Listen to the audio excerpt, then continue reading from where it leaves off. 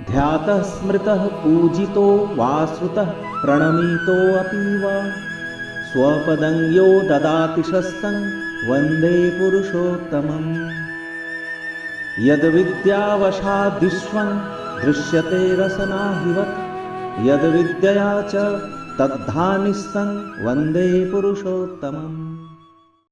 आज के इस पावन सत्संग में उपस्थित सभी ऋत्विक देवता, गुरु भ्राता, गुरु माता, नवागत सज्जन, सबको मेरा हार्दिक जय गुरु। और मैं स्पेशली वेलकम करना चाहूँगा जो कैसरियो पलावा सिटी है, उनके सम्माननीय सदस्य रहवासी लोग आए हैं। बहुत खुशी हो रही है आप लोग आए, आप सभी का मैं स्वागत करता हूँ। बहुत सुंदर तरीके से जो एनवायरनमेंट क्रिएट हुआ है ये भक्ति संगीत के माध्यम से, एनर्जी लेवल बहुत ही हाई है, ज़बरदस्त। और वैसी एनर्जी लेवल हमें बढ़ाने के लिए आज हमारा सौभाग्य है देवघर से श्रद्धेय बुद्धिमान सिंह दा, जिनको प्यार से प्रीतम दा भी बोलते हैं, आए हैं। वंदे लोक तिलकं सात्वत वारता विभूषणं अमर कृत्युत्सारणं प्रबुद्धं लोक जीवनं प्रणय प्रमत्त याग दीपनं वंदे जीवन जीवनं सत्पुरुषम। फीलिंग नर्वस, पहली बार। Actually I like casual talking, बैठ के सिटिंग में एक दूसरे के साथ इंटरेक्शन, आदान प्रदान, गिव एंड टेक अच्छा लगता है। बट इट्स वन साइडेड, आप सब लोग इस तरह से मेरी ओर अटेंटिव हैं, I am feeling nervous. But anyway, कोशिश करता हूँ अब अपने बातों को थोड़ा सा इंटीग्रेट करने का। और यहाँ ऐसे ऐसे लोग बैठे हुए हैं, बहुत सारे मेरे गुरुजन हैं, मतलब मेरे पिता के साथ उन लोगों का रिलेशन रहा है, जोशीदा, ये सब बोरसेदा, तो उन लोगों से सुना है बचपन से। और आज उनके सामने में ही, पर प्रिय परम की बात है, इष्ट की बात है। और अभी जैसे कीर्तन चल रहा था तो एक ऐसा माहौल क्रिएट होता है भजन में, कीर्तन में, और उत्तम वो नृत्य में। बैठा बैठा मैं महसूस कर रहा था कि एक्चुअली एनेस्थेसिया होता है ना, इट्स लाइक दैट, कि जब हम किसी कष्ट में होते हैं, ऑपरेशन की ज़रूरत होती है immediate. Operation is not the normal mode of life, ये है क्राइसिस मैनेजमेंट के लिए।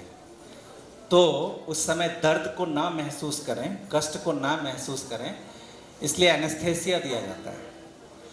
कीर्तन टाइप ऑफ एनेस्थेसिया, कि उस इमोशन में, उस नृत्य में, फिजिकली, मेंटली हम इतने इलेट हो जाते हैं कि उस समय सांसारिक दिन दुनिया का दुख, दर्द, कष्ट सब पीछे रह जाता है, भूल जाते हैं। और वो इलेशन एक ऐसा स्पिरिट पैदा करता है।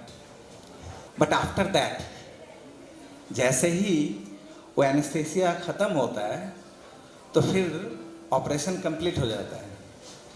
आफ्टर दैट डॉक्टर प्रेस्क्रिप्शन करते हैं कि डे टू डे, प्रतिदिन ऐसे ऐसे चलना है, ये मेडिसिन्स लेने हैं, ये डाइट लेने हैं, ताकि फिर से ये एनेस्थेसिया ना लेना पड़े। तो मुझे लगता है कि अभी अब ये जो उद्दा में कीर्तन हुआ, ये भाव हम लोग विभोर हो गए इन प्रैक्टिकली। इसके बाद फिर जब हम अपने अपने घर जाएंगे, फिर तो वही चूल्हा चौकी और यही घर का इधर उधर खींचतान, फिर अपने अपने जॉब में वो टेंशन, वो स्ट्रेस, वो कैसे मैनेज करें, उसको कैसे मैनेज करें। तो कुछ कुछ बातें मुझे याद नहीं रहती है, मैं कुछ नोट करके रखता हूँ ताकि मैं भटकूँ ना, ट्रैक पे रहूँ बातों से। तो विवेकानंद की एक बात, जो कि विवेकानंद प्रायः कहा करते थे, कि man is man so long as he is struggling to rise above his nature. मनुष्य मनुष्य तभी है जब वो अपने प्रकृति जो नेचुरल टेंडेंसी है उससे एभव उठने की कोशिश करता है, उससे ऊपर। अब आप सोचो कि नेचुरल टेंडेंसी है निम्नगामी, जो बाइबल में कहते हैं ना, Jesus I have come from above and you from beneath. मैं ऊपर से आता हूं तो मेरा अवतरण होता है और तुम्हारा नीचे से। तो मतलब नीचे से का मतलब है कि हम प्रवृत्ति में वशीभूत होकर आते हैं और वो प्रवृत्ति को वश में करके आते हैं। और इस कारण ठाकुर जी की एक वाणी है, 4 लाइन की, 4 पंक्ति की है, और हिंदी अनुवाद पता नहीं मैं ठीक से कर पाऊंगा या नहीं, बांग्ला समझने वाले भी यहाँ बहुत हैं। बांग्ला में कहूँ, ठाकुर कहते हैं कि मौल मूत्रेर माझे तोर जन्मो नेवार दार, इष्टो अनुराग बिने पापी की उद्धार। इसका तात्पर्य है मल और मूत्र के बीच से तुम्हारे जन्म का द्वार है। माइंड इट, हमारा जन्म जो होता है वो जन्म इस भूमि पर भूमिष्ठ होने का जो वे है, पथ है, वो मल और मूत्र के बीच से है। तो ठाकुर कह रहे हैं मल और मूत्र के बीच से तुम्हारे जन्म लेने का द्वार है। तो जन्म, मल और मूत्र के बीच से तुम्हारे जन्म लेने का द्वार, इष्ट से अनुराग के बिना पाओगे उद्धार। नेचुरल है निम्नगामी, हमारा टेंडेंसी है निम्नगामी, हमें एफर्ट देना पड़ता है उच्चगामी होने के लिए। तो विवेकानंद कहते हैं कि man is man when he is struggling to rise above his nature, and this nature is both internal and external. बाह्य रूप से और अंतर रूप से हमें उच्च की ओर जाना है।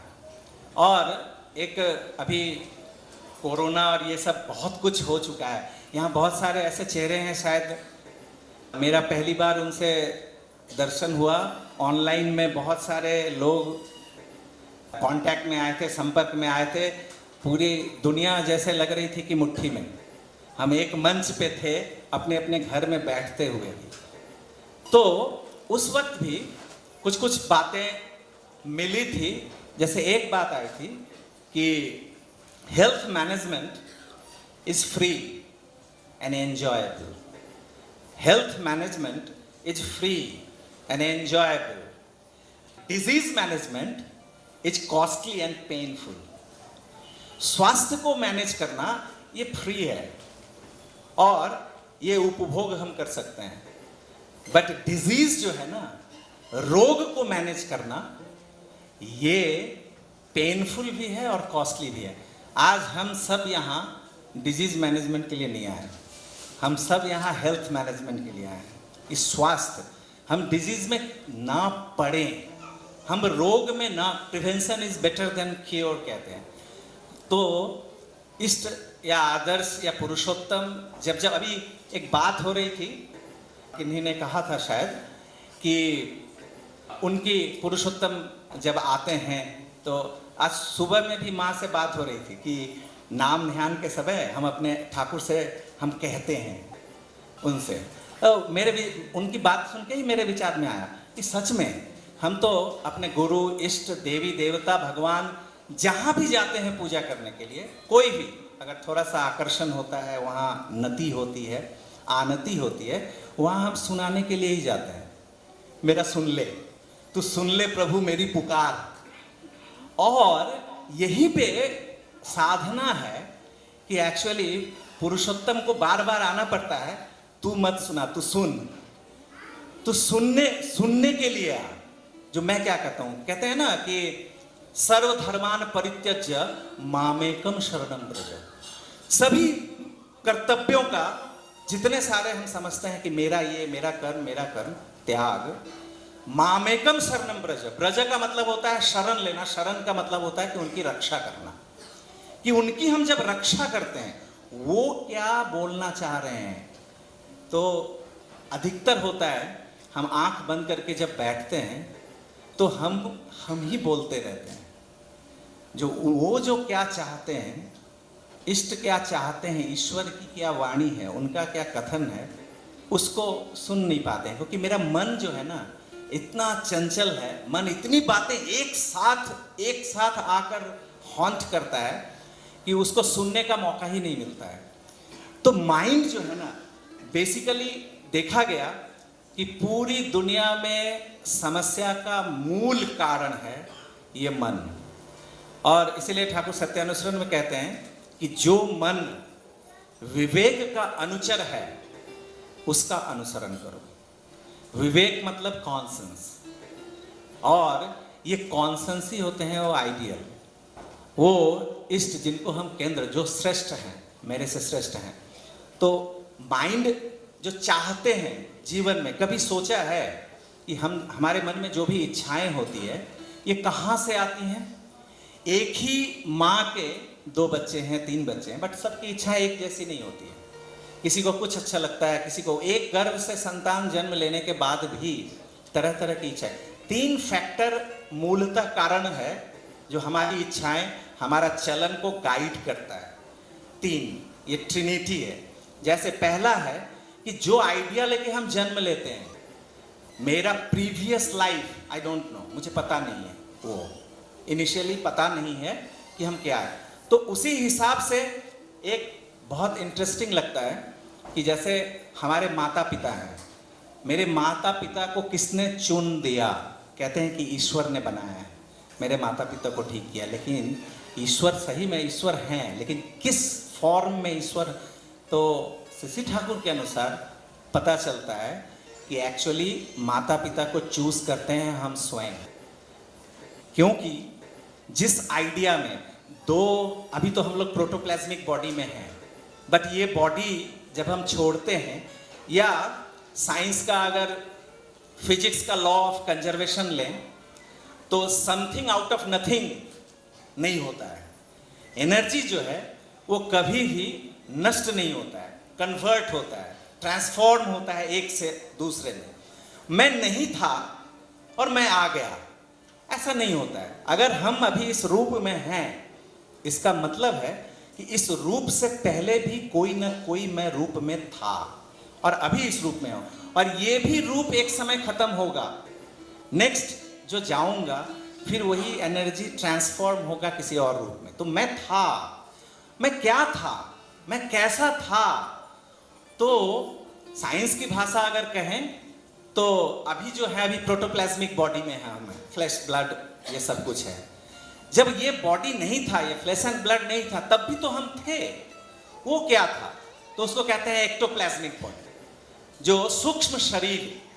और वो सूक्ष्म शरीर व्यक्ति अगर खुद को जान जाए ना, तो वो पूरे संसार को जान लेता है।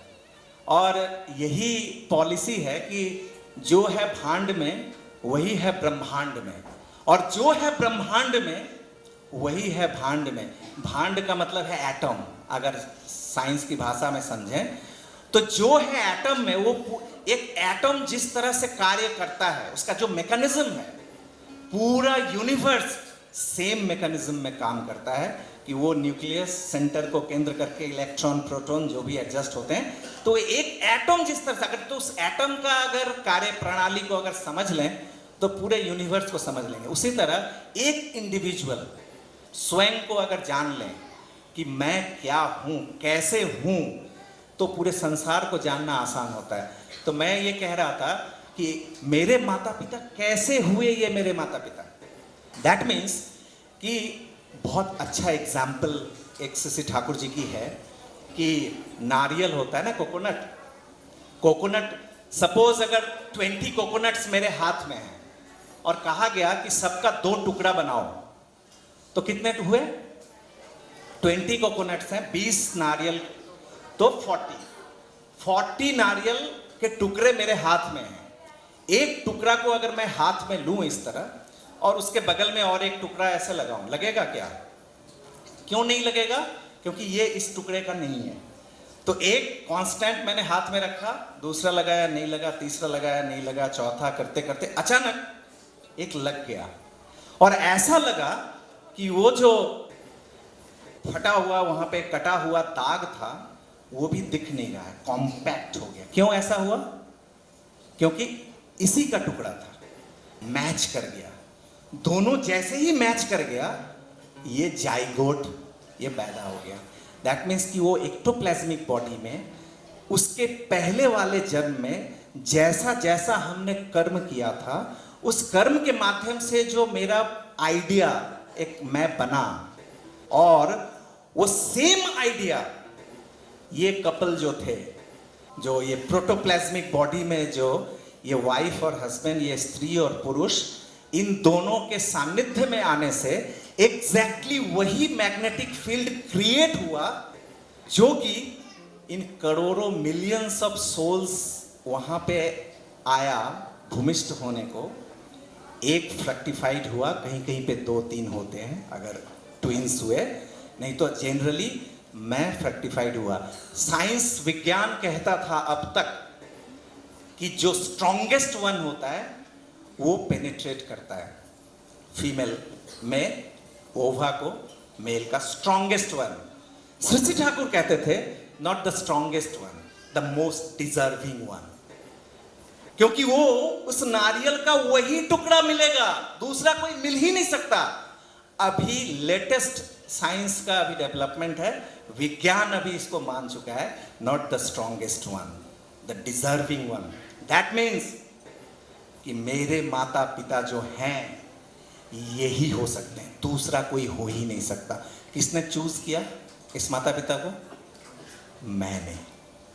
उन्होंने प्लेटफॉर्म दिया कि बेटा आ सकते हो, बेटी आ सकते हो, मैं वहां गया।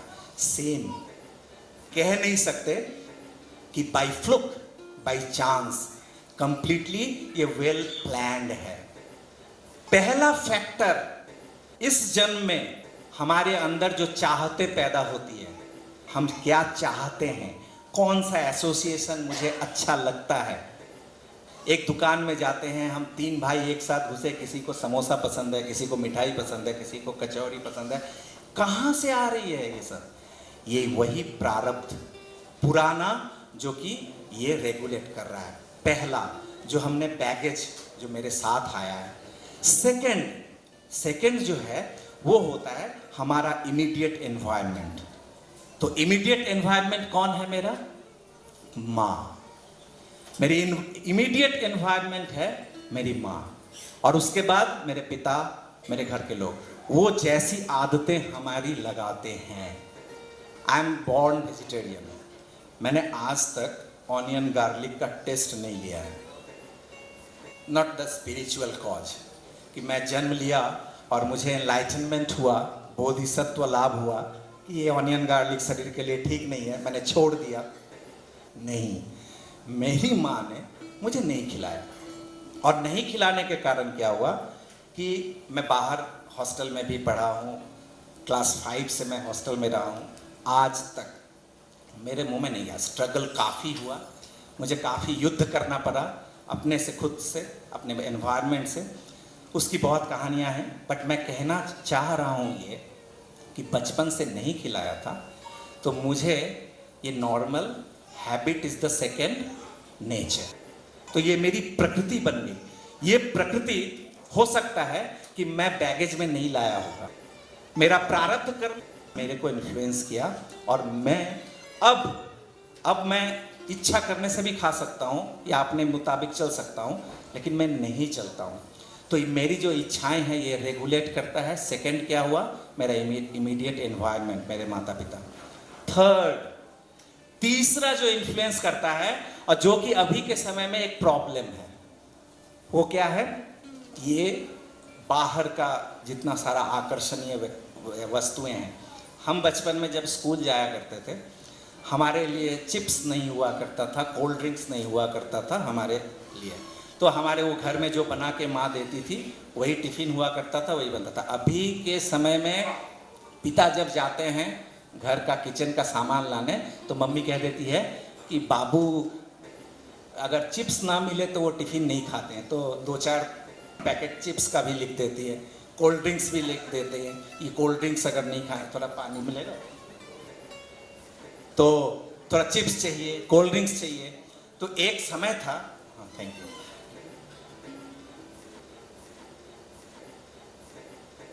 एक समय था जब ये सब हमारे डाइट में नहीं था, लेकिन क्या हुआ, टीवी पे हर दिन सामने आ गया क्या, ये दिल मांगे मोर, और ये जो मार्केटिंग हुआ सामने बार बार दिखाया गया बच्चों को, सभी को, बड़ों को, ये हमारी जरूरतें नहीं थी, लेकिन हमारे अंदर वो जरूरतों को पैदा किया गया।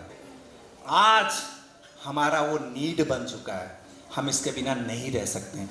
ऐसी कितनी सारी वस्तुएं हैं, कितने सारे आकर्षण हैं जो हमारे मन में इन इच्छाओं को जन्म देता है। तो ये जो मन है, ये जो माइंड है, ये कितने चीजों के द्वारा अफेक्टेड हो रहा है, वी डोंट नो।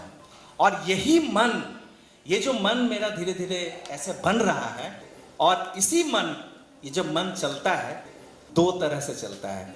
एक है इच्छाएं पूरी होती हैं, और एक है इच्छाएं नहीं पूरी होती हैं।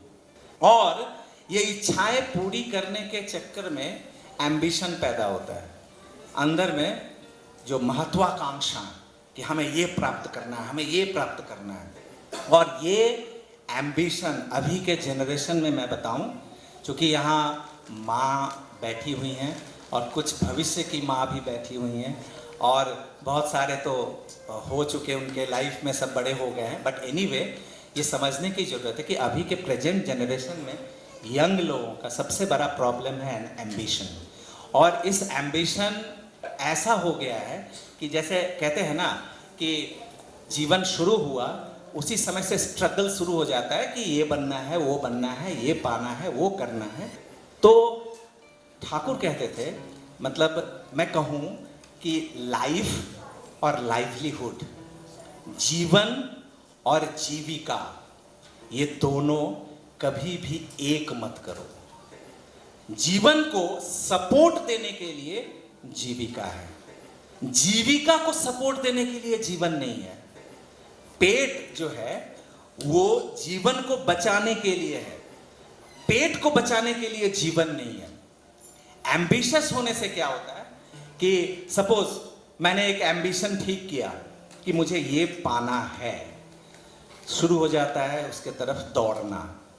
जब तक वो ना पाऊं, डेस्परेशन चलता रहता है, अंदर में डेस्परेट होते रहते हैं, वो जब तक ना पाऊं। जिस दिन वो पा लिया उसके बाद क्या होता है, खत्म लाइफ, लाइफ खत्म नहीं होता है। ठीक ब्रांच वहां से एक और एम्बिशन खड़ा हो जाता है, फिर उसके पीछे दौड़ते हैं, उसके पीछे दौड़ते हैं। ओके, एम्बिशन हमने बनाया, पाया, उसको लाभ कर लिया, ठीक है, वेल एंड गुड। कोई एक ऐसा मौका आता है जीवन में जब होता है एम्बिशन अनफुलफिल्ड, वो फ्रक्टिफाइड नहीं हुआ, देन क्या होता है, फ्रस्ट्रेशन। और ये फ्रस्ट्रेशन जब लाइफ में आता है, ये अगर लिंगर करता है तो फिर आता है नेक्स्ट डिप्रेशन। डिप्रेशन की अभी तक दुनिया में कोई मेडिसिन नहीं है, अवसाद का कोई दवा नहीं है। डॉक्टर अगर कहते हैं कि ये दवा, वो दवा, ये है हाइपर इम्पल्स को उसको मैनेज करने के लिए, ताकि एक्टिविटीज मेरा उल्टा पुल्टा ना हो, नर्वस सिस्टम को डल करते हैं। डिप्रेशन का एकमात्र दवा है एम्बियंस, बिहेवियर, हमारा आसपास हम किसके साथ संग करते हैं। और ये डिप्रेशन ये एक ऐसी खतरनाक बीमारी है आज के समय में, जो कि डिप्रेशन अगर लिंगर किया तो अंत होता है सुइसाइड, आत्महत्या। क्यों ना, जो डिप्रेस्ड, जब डिप्रेशन आता है ना तो खुद को लगता है आई एम द वर्थलेस फेला इन दिस वर्ल्ड, कि मैं इस दुनिया का सबसे गया गुजरा हूँ, मैं ये जो मेरा परिवेश है इसमें मेरा कोई स्थान नहीं है। अपने ऊपर, खुद के ऊपर खुद घृणा आने लगती है, ये एम्बिशन। तो ये जो महत्वाकांक्षा है, तो ठाकुर कहते थे don't be ambitious, B auspicious. महत्वाकांक्षी मत बनो, शुभाकांक्षी बनो। जीवन में जो शुभ है उसका आहरण करो। और ये शुभ का आवरण कैसे करेंगे? तो ठाकुर जी कहते थे कि एक ठाकुर जी की वाणी है, in the way mind is obsessed with complexes, the personality too is affected similarly by the planetary influence. Obsessed mind होता है ना, अभिभूत, हम कहते हैं ग्रह दोष। और इसकी बहुत ठाकुर कहते थे ग्रह दोष का मतलब क्या होता है? ठाकुर कहते थे ग्रह का मतलब ये होता है आग्रह। मेरा जो ईगरनेस है, जो मन जो चाह रहा है, जो इच्छाएं मन में है, और उस इच्छा के अनुसार ही मेरा कर्म होता है, और वही आग्रह मेरा फॉर्चून क्रिएट करता है, मेरा भाग्य का निर्माण करता है। तो रेगुलेट क्या करना है?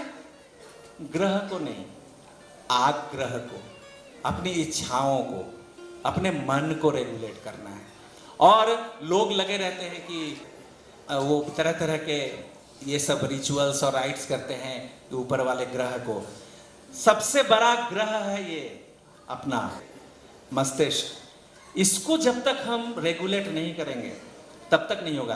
दो ही तो है इस दुनिया में, दो ही कर्म में प्रेरित करता है लोगों को, अर्थ और नहीं तो विद्या। यही दो चीज है ना, पैसा और नहीं तो ज्ञान। इसके लिए ही लोग चलते हैं। और आप देखो शशि ठाकुर जी की एक और वाणी है इसी दिशा में कि ठाकुर कहते हैं कि अर्थ विद्या तुम्हारा जितना भी हो, हुए यदि तुम इष्टहारा, इष्ट मतलब वही मंगल, पुरुष, पुरुषोत्तम, आदर्शहीन।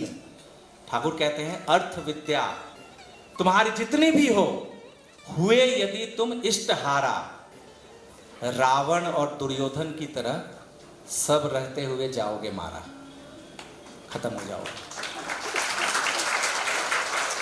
दो प्रतीक है हमारे इतिहास का, हमारी भूमि का, दो प्रतीक है। एक अर्थ में सुप्रीम दुर्योधन, उस समय उनके जैसा पर्सन, रिचेस्ट पर्सन, ऐश्वर्यशाली, किसी भी चीज की कमी नहीं थी, भौतिक सुख आराम का, उसका प्रतीक दुर्योधन समाप्त हुआ। ज्ञान का प्रतीक रावण समाप्त हुआ। ये अर्थ और विद्या, ये दोनों के पीछे कितना भी भागे, अगर वो आदर्श मुताबिक नहीं होता है, आदर्श के अनुसार अगर नहीं होता है, तो सब रहते हुए भी, टाइम मेरा को आप बता दें, है ना? हाँ, तो ये मूल जो ठाकुर कहते हैं कि इष्ट के अनुसार अगर ना हो, आदर्श के अनुसार अगर ना हो, हमारा हर कर्म गाइड ना करें, तो ये सब कुछ। और एक है एक प्रवृत्तियां कॉम्प्लेक्स जो पैदा होती है ना, तो उसमें ठाकुर एक अद्भुत वाणी है, vox of passion plays hockey with complexes without goal. जो उसका कोई गोल नहीं होता, वृत्तियों का कोई गोल नहीं होता।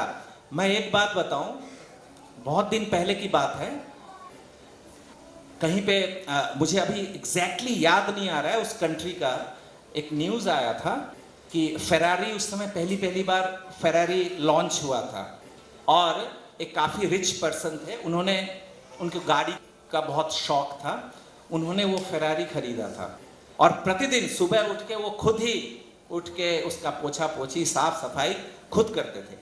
एक दिन इसी तरह से वो सफाई कर रहे थे उसको, और करते करते कुछ गए पानी लाने या कुछ ऐसे, आके इस साइड में देख रहे हैं कि उधर कुछ स्क्रैच का साउंड आ रहा है, गाड़ी में कुछ स्क्रैच हो रहा है, ऐसी आवाज़ उनके कान में है।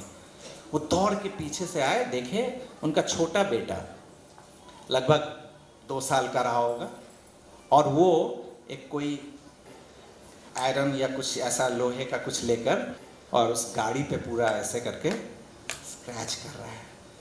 आप सोचो, वो तो एकदम आउट ऑफ माइंड, और हाथ में उनके कुछ था, वही गाड़ी का ही कुछ रहा होगा, तो उसी मतलब उस गुस्से में और बच्चे के हाथ पे दे मारा, और इतने जोर से मारा जो उनको खुद भी होश नहीं है जो वो कितने फोर्स से लगा, और बच्चा तो एकदम रोने लगा और ब्लीडिंग होने लगा पूरा हाथ में, और काफी चिल्ला। तब जब रोने लगा कस के, लेकिन गुस्सा तो उस समय था ही, तब तक दौड़ के उसकी माँ आ गई, सब आसपास के पड़ोसी सब निकल के आए, क्या हुआ क्या हुआ। फिर उसको भी होश आया, जल्दी से उसको उठा के फिर हॉस्पिटल ले जाया गया।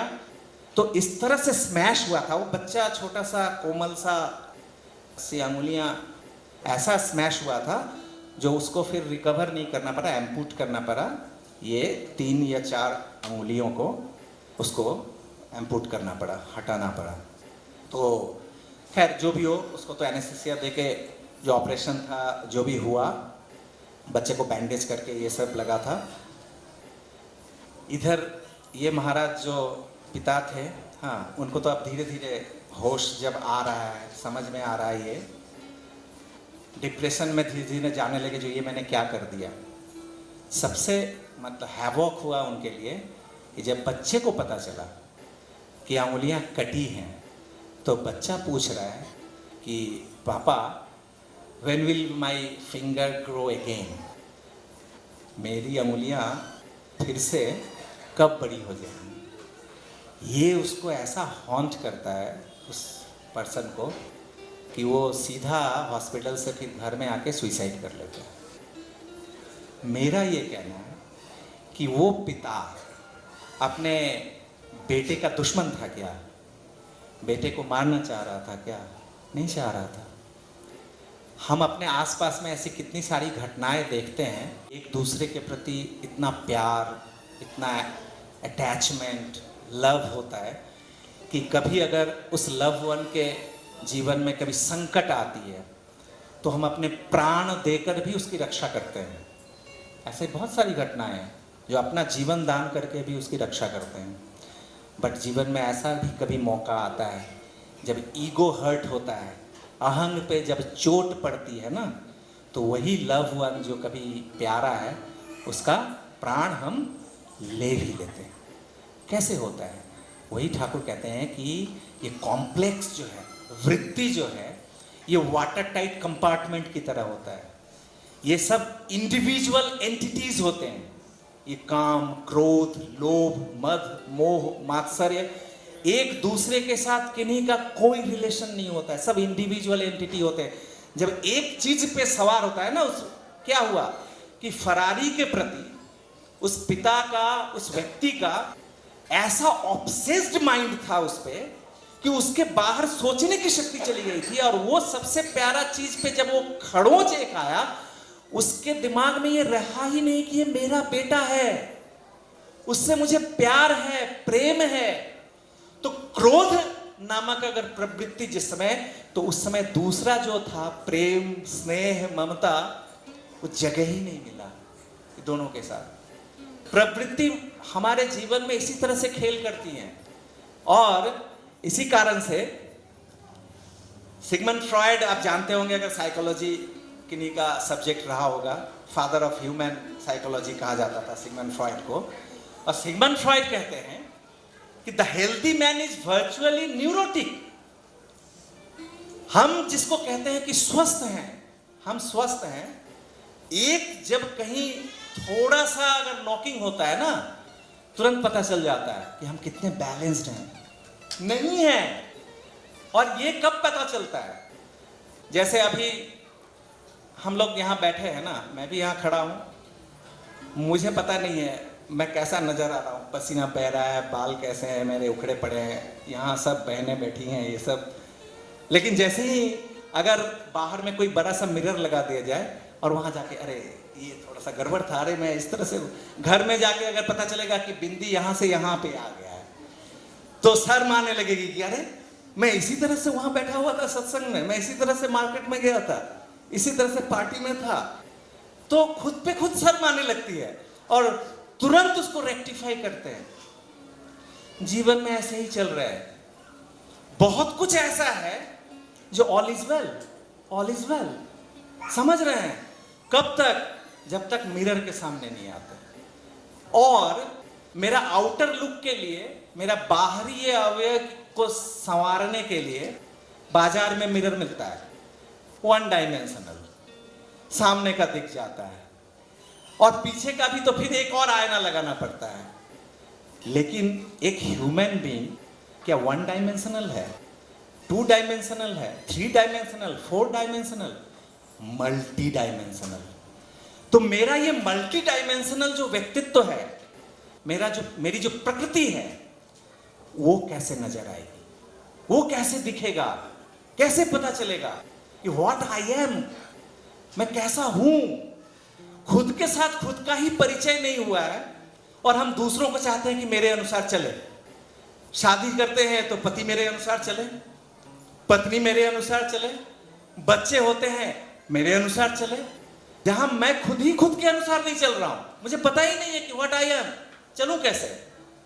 और ये मल्टी डायमेंशनल जो ये पर्सनालिटी है, व्यक्तित्व है, इंडिविजुअलिटी है हमारा। और एक बात है, जो एक आईने में एक ही तरह से सब नजर आते हैं, बट ये एक मामला है जो डॉक्टर एलेक्सिस कैरल कहते थे, human beings are equal but individuals are not. Human beings are equal but individuals are not. हर व्यक्ति अलग है। 10 बकरी का झुंड है, गायों का झुंड है, एक छड़ी काफी है उसको नियंत्रण करने के लिए। लेकिन व्यक्ति, अगर 10 बच्चे हैं तो 10 तरह की छड़ी चाहिए होगा। वर्तमान में घर के सिस्टम में हो या एजुकेशनल इंस्टीट्यूशन में हो, हम भेड़ बकरियों की तरह ही बच्चों का भी पालन करते हैं। हम सोचते हैं कि वो एक ही छड़ी से सब नियंत्रण हो जाएगा। प्रत्येक व्यक्ति का अलग अलग व्यक्तित्व है, डायमेंशन अलग है। उसको समझने के लिए वो दृष्टि, वो विजन, वो भी अलग है।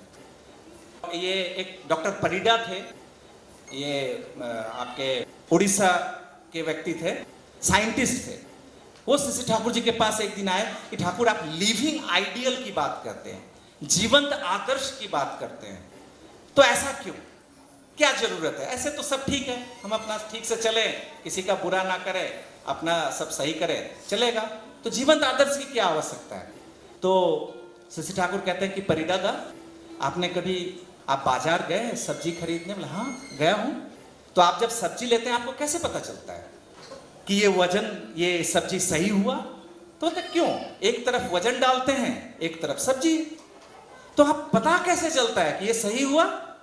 तो ठाकुर कहते हैं कि 2 कांटे होते हैं तराजू में, एक ऊपर और एक नीचे। ये दोनों कांटा में कांटा मिलाना पड़ता है। हम सब्जी की ओर नहीं देखते कि सब्जी सही हुआ है नहीं, हमारी नजर कहां रहती है? कांटे पे, ये दोनों कांटा मिला या नहीं। जैसे ही मिल जाता है हम समझते हैं सही है। और उस 2 कांटे में इंपॉर्टेंट है कि ऊपर वाला जो कांटा होता है वो हिलता नहीं, वो स्थिर रहता है, उसमें कोई फ्लक्चुएशन नहीं है। वो क्या है? वो अच्युत, अनरिपेलिंग, अनटॉटरिंग, वो स्थिर प्रतिज्ञ है। और नीचे वाला जो कांटा है वो फ्लक्चुएट करता रहता है, कभी इधर कभी उधर। ठाकुर कहते हैं कि एक सब्जी सही सही हो, इसके लिए कांटा से कांटा मिलाना पड़ता है। तो हम जो कर रहे हैं, मेरा लाइफ जो चल रहा है, मेरा जीवन जो चल रहा है, ये सही हो रहा है या नहीं, इसके लिए कोई कांटा नहीं चाहिए। वही होते हैं आदर्श, वही होते हैं आइडियल। आदर्श का मतलब होता है आ मतलब संपूर्ण, दर्श मतलब दर्शन। जिनके सामने खड़े होने पर, जिनको जीवन में प्यार करने से मैं खुद को खुद समझ पाता हूं, मैं खुद को देख पाता हूं, विजुअलाइज कर पाता हूं। तो इसी में एक है कि अभी जैसे कहते हैं ना, जो श्री ठाकुर सत्यानुसरण अभी पाठ हुई ना, तो उसकी सबसे पहला लाइन क्या है सत्यानुसरण का, उस पुस्तक का? हाँ नहीं, ऑर्थोमान जॉस ने सत्यानुसरण का पहला लाइन, सर्वप्रथम हमें दुर्बलता के विरुद्ध युद्ध करना है। मेरा एक क्वेश्चन है कि इसका मतलब है शशि ठाकुर ने तो ये नहीं कहा कि जिन जिन की दुर्बलताएं हैं उन्हें युद्ध करना है। ठाकुर ने तो नहीं कहा। ठाकुर ने इन टोटैलिटी सबको कहा कि हम सभी का पहला काम है कि दुर्बलता के विरुद्ध युद्ध। इट मीन्स कि हमारी दुर्बलताएं हैं, बाय डिफॉल्ट वीकनेस हमारा है। इसलिए ठाकुर ने मेंशन नहीं किया कि जिसका दुर्बलता है वो सिर्फ युद्ध करे और बाकी ना करे। ठाकुर ने इन जनरल कहा कि सर्वप्रथम हमें दुर्बलता के विरुद्ध युद्ध करना है। और वहीं पे एक विलियम स्केटल बोल के एक फिलोसोफर थे, वो कहते हैं weakness of will is the special complain of the present day. ये दुर्बल मन अभी के समय का सबसे बड़ा डिजीज ये है, ये दुर्बल मन, वीक माइंड। और उसमें कहते हैं कि everything depends on the faith you are able to put in the instructor. Doctor medicine किसी का इलाज नहीं करता है, जो मेडिसिन दे रहा है वो इलाज करता है, फेथ। क्योंकि वो हीलिंग और प्रैक्टिकली हमारा जो ट्रेडिशनल मेडिकल जो प्रोसेस था, उसका काम था कि हमारे बॉडी के रेजिस्टेंस पावर को बढ़ाना, इम्यूनिटी को बढ़ाना। बॉडी का एक ऐसा गॉड गिफ्टेड मैकेनिज्म है कि कभी भी फीवर जो होता है ना, हम सोचते हैं कि डिजीज है। Fever is not a disease, it's a defence mechanism. कि बाहर से फॉरेनर आ गया है, अब इससे फाइट करना शुरू कर रहा है। बॉडी का ये नेचुरल मैकेनिज्म है, हमें सिर्फ इस नेचुरल मैकेनिज्म को स्टिमुलेट करना है। मेडिसिन का काम है वही। जो मेडिसिन जितना साइड इफेक्ट कम रख के अपने अंतर का जो वो शक्ति है, वो इम्यूनिटी है, उसको जो बूस्ट कर दे, तो हम खुद का खुद इलाज करते हैं। तो ये जो विल पावर है, माइंड, ये अभी के समय का सबसे बड़ा, ठाकुर भी कहते हैं कि मन जब दुष्ट होता है, मन जब विकृत होता है, तो रोग जो डिजीज है वो अटैक करता है सबसे पहला। तो ये और इंस्ट्रक्टर और कहते हैं फेथ, ये सबसे बड़ा रोल है। द लास्ट लीफ हम सभी जानते हैं, जो टेक्स्ट बुक में कभी पढ़ा था, जो निमोनिया हो गया था कैसे कैसे उस बिलीफ सिस्टम पे। तो उसमें कहते हैं one loves a person only when one has first loved his faults and accepted his past। हमारा क्या होता है ना, हम हमेशा चाहते हैं कि मैं मेंशन नहीं करना चाहता, बट हमारे बीच में है, तो उनसे मैंने सुना कि उनकी स्वस्थैनी हुई थी। कैसे करके ना, तुम अगर स्वस्थैनी लोगे तो यहां रह सकते हो। तो उन्होंने रहने के लिए स्वस्थैनी ले लिया, पालन नहीं हुआ। अब आप सोचो कि क्यों स्वस्थैनी ले लेंगे तब रह सकते हैं और ना लें तो क्यों नहीं रह सकते? तो आप एक ह्यूमन बीइंग को एक्सेप्ट क्यों नहीं कर सकते? आइदर आप कहो कि यू आर एलिजिबल और you are not eligible.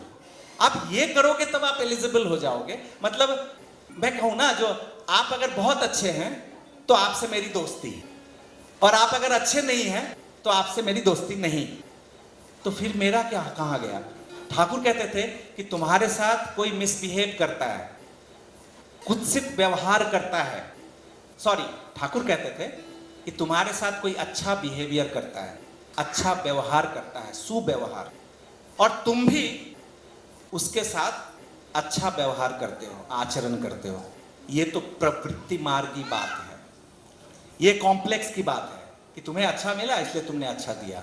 Thakur कहते हैं तुम्हारे साथ किसी ने बुरा व्यवहार किया, स्टिल तुम उसके साथ अच्छा व्यवहार करते हो, तब तुम्हारे चरित्र का बल है, तब तुम्हारे इंस्टिंक्ट का बल है, तुम्हारे इस विल का, तुम्हारी इच्छा का बल है।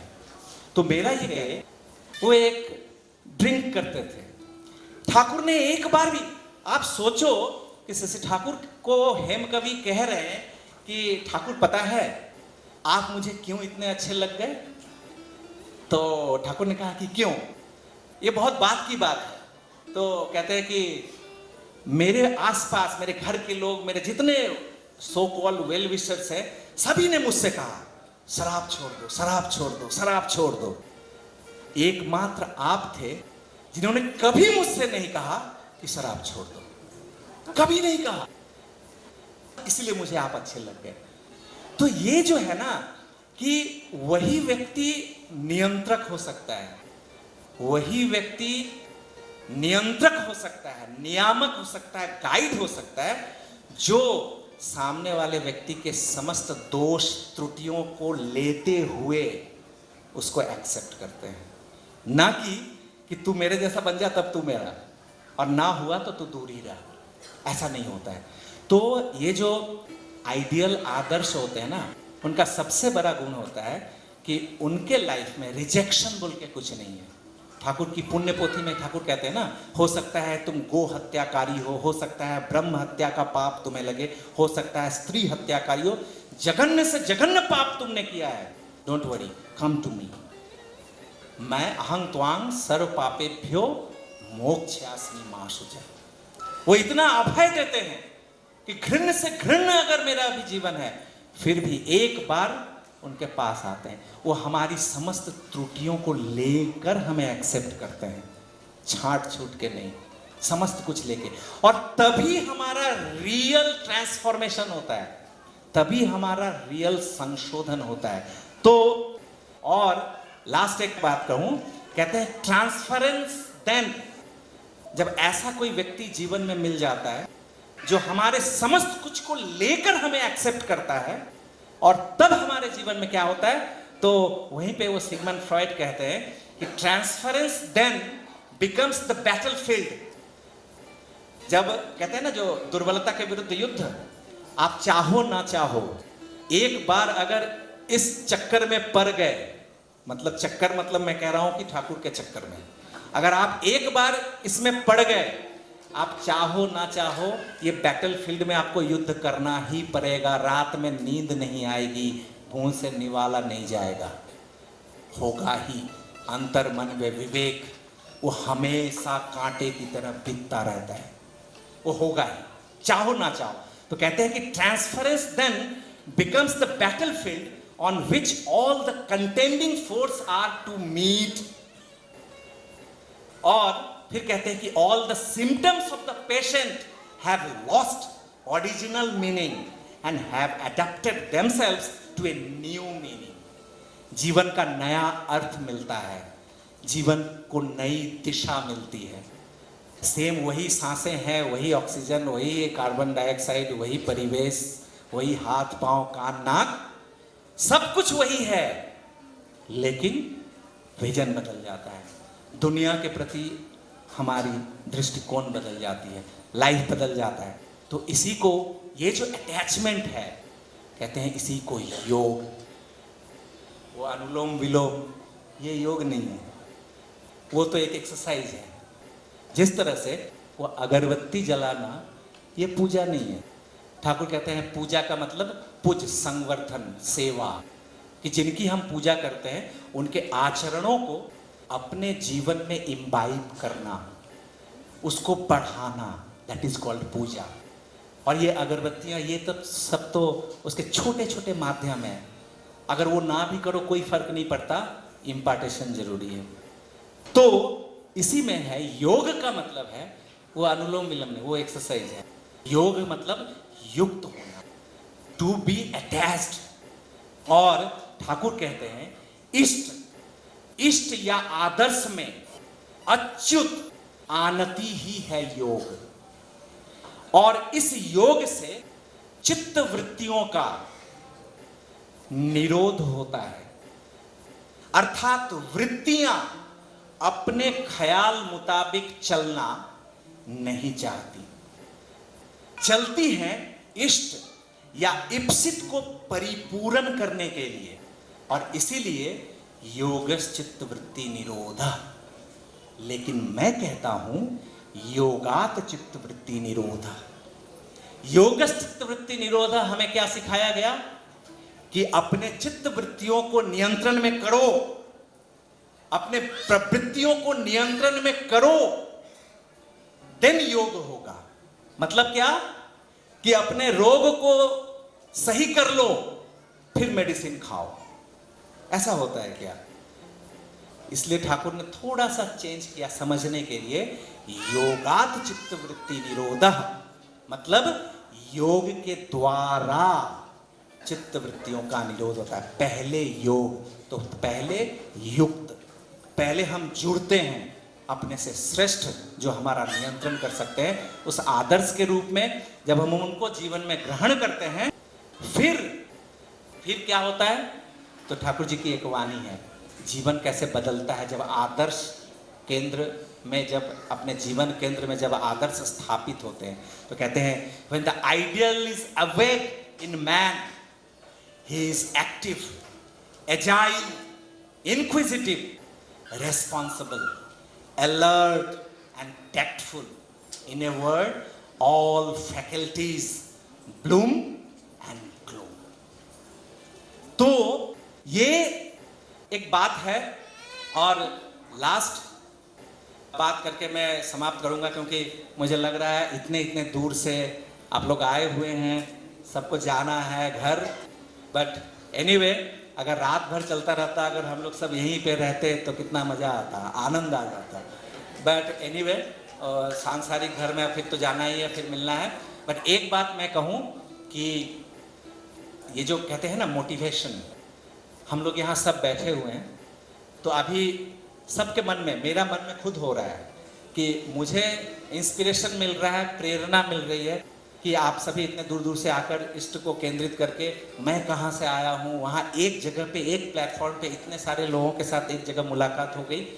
बट मैं कहता हूँ ये जो मोटिवेशन हुआ है ना, अभी हो सकता है थोड़ा बहुत बातों से हो, हम यहाँ एक साथ बैठे हैं, इलेक्टेड फील कर रहे होंगे सब कोई, अभी थोड़ी थोड़ी इम्यूनिटी बढ़ी होगी, रेजिस्टेंस पावर लाइफ का बढ़ा होगा इस माहौल में। लेकिन क्या होता है, ये ज़्यादा देर नहीं रहता है। अभी जब निकलेंगे ना यहाँ से, जब ये एसी से बाहर जाएंगे, गर्मी लगेगी, हाँ, फिर ट्रेन से कोई जाएंगे, कोई गाड़ी से जाएंगे, वो जो गर्मी लगेगी, हाँ, हो सकता है उसके बाद घर जाके हो सकता है कि सुबह सुबह पेट में थोड़ा सा दर्द हो जाएगा, या बच्चा कोई बात नहीं सुन रहा है, या वो नहीं सुन रहा है, तो ये जो मोटिवेशन है ना, ये फिर डाउन होने लगेगा, ये नीचे जाएगा ही। और इसीलिए कहते हैं कि when motivation runs low, discipline has to take over. जब मोटिवेशन जब लो जाए ना, तो अनुशासन, डिसिप्लिन को आगे बढ़ना चाहिए। तो डिसिप्लिन क्या है? तो हमारा डिसिप्लिन भी डिफाइंड है कि ब्राह्म मुहूर्त में उठो। एटलीस्ट जो प्रेयर का टाइम जो होता है वो सनराइज का टाइम होता है, तो सनराइज से at least 45 to 50 minutes before sunrise ब्राह्म मुहूर्त होता है। उस ब्राह्म मुहूर्त में उठो, उठकर बैठकर ध्यान करो, मेडिटेशन, टॉक टू हिम। और वही एक टाइम होता है जिस समय कम्युनिकेट हम इजीली कर सकते हैं। और दो चीज होता है, और एक बात मैं कहूँ कि ठाकुर जी का लिटरेचर पढ़ो, एटलीस्ट लिटरेचर नहीं, ठाकुर जी के लाइफ को पढ़ो, जीवन को। मैं बार बार कहता हूँ कि जितने मैं अपनी माँ को जानता हूँ ना, जितने मैं अपने पिता को जानता हूँ, यहाँ तक कि बीच रास्ते में पति आ गए हैं, पत्नी आ गई है, उनको भी जानने लगा हूँ, बच्चे और बाद में आए हैं, उनको भी जितना जानता हूँ, अगर कोई कहे कि अपने पत्नी का बैठकर ध्यान करो, अच्छे से हो जाएगा। माँ का बैठकर ध्यान करो, अच्छे से हो जाएगा। पति का बैठकर ध्यान करो, क्योंकि उस ध्यान के समय में हमें सोचना नहीं पड़ेगा कि अरे नाक नहीं आ रहा है, कान नहीं आ रहा है, ये नहीं आ रहा है, एक बार भी नहीं बोलेंगे। आंख बंद करके सिर्फ अगर पत्नी पत्नी बोलते रहे तो वही चेहरा आएगा। और क्या आएगा? कौन बात पे रूठ जाती है, कौन बात पे मनाना पड़ता है, पति का भी वही है। अगर वो पति पति कहते हैं तो वही आएगा, माँ माँ कहते हैं तो माँ किस बात पे रूठ जाती। तो मेडिटेशन बहुत अच्छा होता है अगर कोई लव वन जो मेरे हैं घर में उनका करें। ठाकुर के समय 10 प्रश्न आएगा, दादा कंसंट्रेशन नहीं होता है, बहुत सारे। क्यों नहीं होता है? इसलिए नहीं होता है कि उनके साथ हमारा उठना बैठना ही नहीं हुआ है, उनके साथ चलना ही नहीं हुआ है, पता ही नहीं है। हम प्रतिदिन सोचते हैं कि सुबह सुबह वो 2 मिनट का स्तुति कर दिया, हो गया, राइट्स एंड रिचुअल्स खत्म हो गए। नहीं, उनको अपना बनाइए, घर का बनाइए, एवरीथिंग एक्सप्लोर कीजिए। तो ठाकुर का लाइफ है क्या? ये 81 इयर्स ये ऐसे ऐसे नहीं गया है।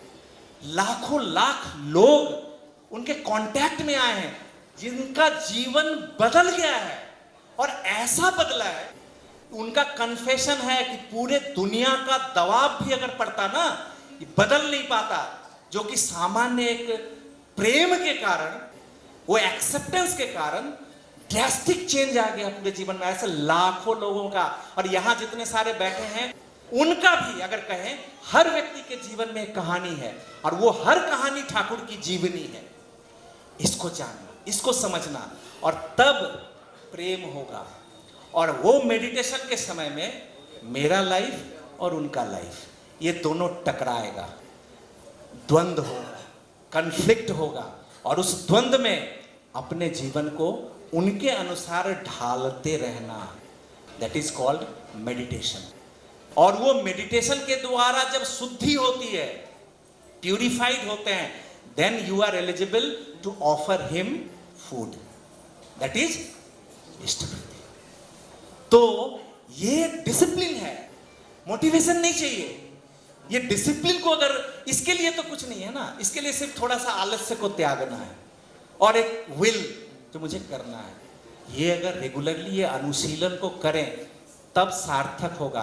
ये जो आज का गैदरिंग है, हो सकता है फिर साल भर के बाद मिलेंगे या महीने के बाद मिलेंगे, लेकिन हर दिन हमारा इसी तरह से होना चाहिए, तो वो डिसिप्लिन को रेगुलर मेंटेन करेंगे।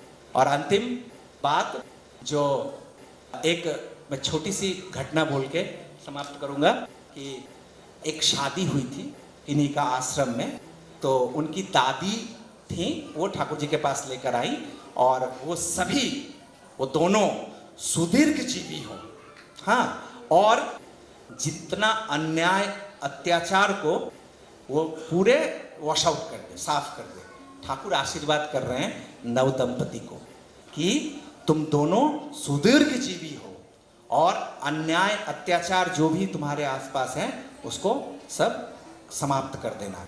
तो इस पे उनकी दादी कह रही है कि तुम्हारी जो इच्छा, ठाकुर को कह रही है कि तुम्हारी जो इच्छा, लेकिन अगर तुम बचे रहोगे, ठाकुर को कह रहे हैं, अगर आप बचे रहोगे तब तो उन लोगों का बचना होगा।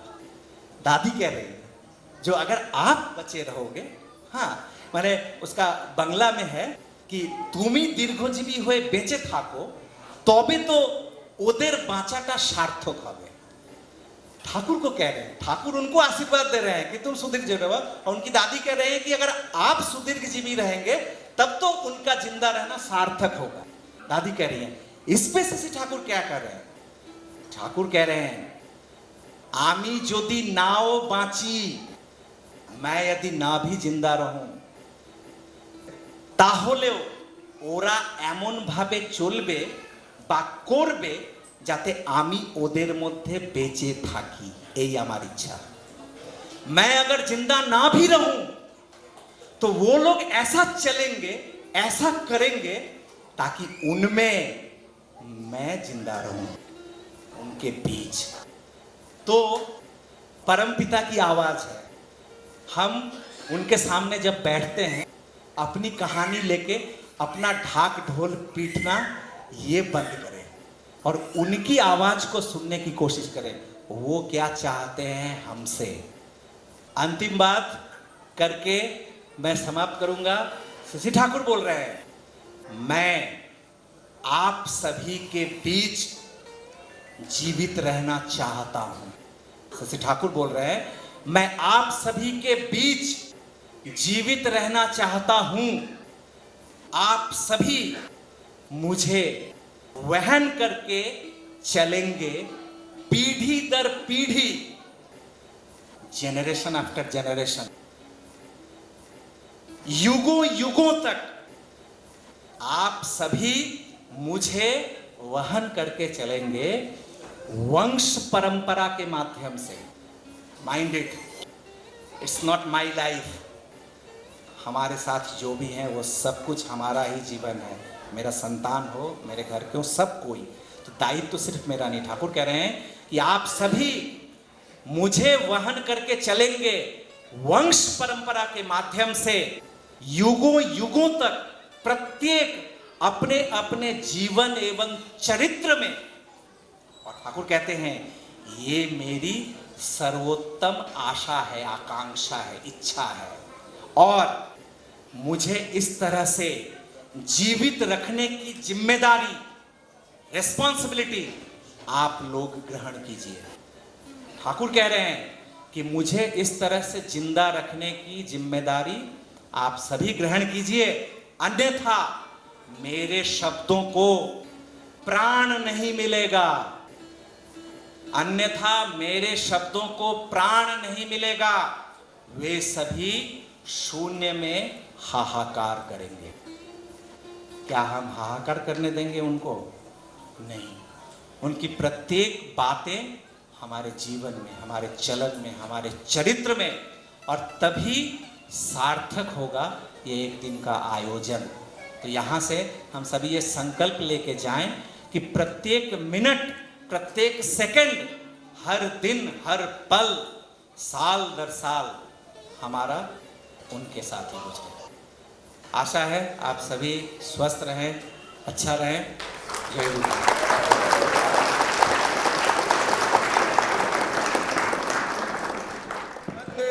पुरुषोत्तमं वन्दे पुरुषोत्तमम्।